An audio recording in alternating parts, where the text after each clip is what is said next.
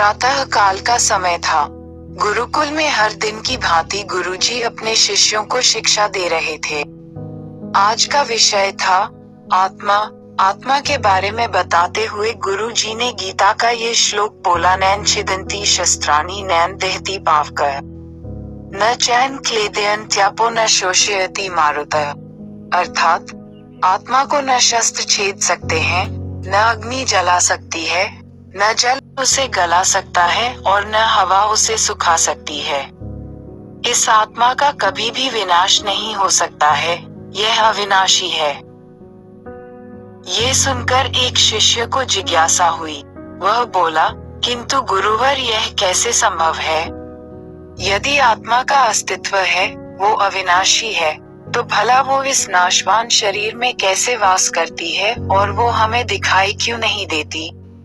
क्या सचमुच आत्मा होती है? गुरुजी मुस्कुराए और बोले, पुत्र, आज तुम रसोई घर से एक कटोरा दूध ले लेना और उसे सुरक्षित अपने कमरे में रख देना, और कल इसी समय वह कटोरा लेकर यहाँ उपस्थित हो जाना। अगले दिन शिष्य कटोरा लेकर उपस्थित हो गया। गुरुजी ने पूछा, क्या दूध आज भी पीने योग्य है? शिष्य बोला, नहीं गुरुजी, ये तो कल रात ही फट गया था। लेकिन इसका मेरे प्रश्न से क्या लेना देना? गुरुजी शिष्य की बात काटते हुए बोले, आज भी तुम रसोई में जाना और एक कटोरा दही ले लेना, और कल इसी समय कटोरा लेकर यहाँ उपस्थित हो जाना। अगले दिन शिष्य सही समय पर उपस्थित हो गया। गुरुजी ने पूछा, क्या दही आज भी उपभोग हेतु ठीक है? शिष्य बोला, जी हाँ गुरुजी, ये अभी भी ठीक है।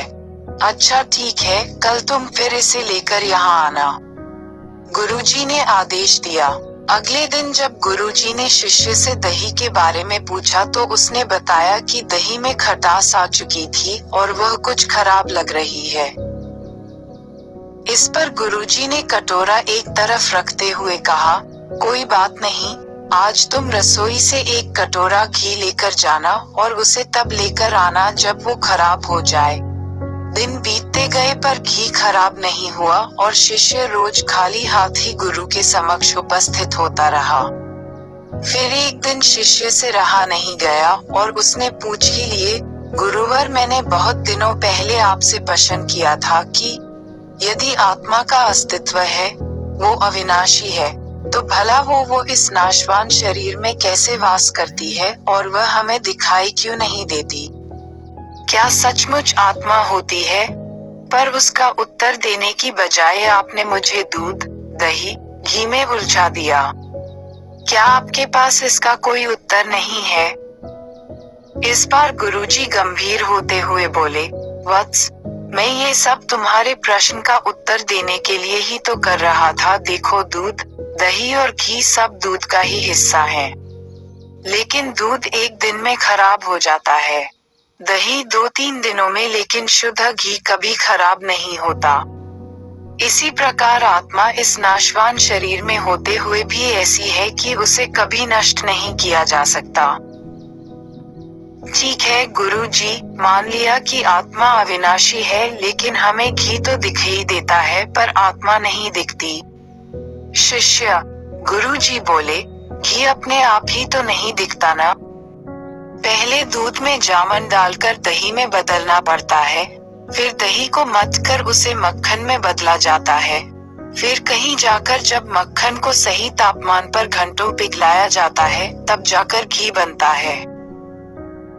हर इंसान आत्मा का दर्शन यानी आत्मा दर्शन कर सकता है, लेकिन उसके लिए पहले इस दूध रूपी शरीर को भजन रूपी जामन से पवित्र बनाना पड़ता है। उसके बाद कर्म की मथनी से इस शरीर को दीन दुखियों की सेवा में मथना होता है, और फिर सालों तक साधना व तपस्या की आंच पर इसे तपाना होता है, तब जाकर आत्मा दर्शन संभव हो पाता है। शिष्य गुरुजी की बात अच्छी तरह से समझ चुका था। आज उसकी जिज्ञासा शांत हो गई थी। उसने गुरु के चरण स्पर्श किए और आत्मा दर्शन के मार्ग पर आगे बढ़ गया। क्या आपको यह कहानियाँ पसंद आई?